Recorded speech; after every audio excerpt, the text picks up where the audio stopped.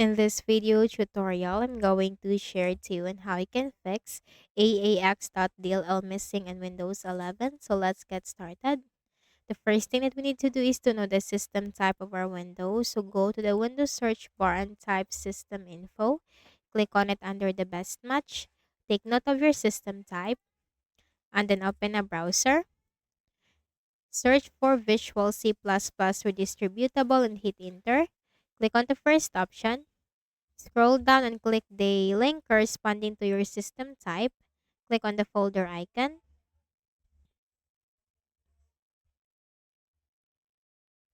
Once done, double click on it. Check this box, I agree to the license terms and conditions, and click on install. So simply install this into your Windows 11. Now once done, right click at the start button, shut down or sign out and restart. Next method, go to the Windows search bar and type CMD. Click on run as administrator. Type sfc space /. Scan now. Scan now is just one word and hit enter. The system scan will begin to simply wait for the process to be 100% completed.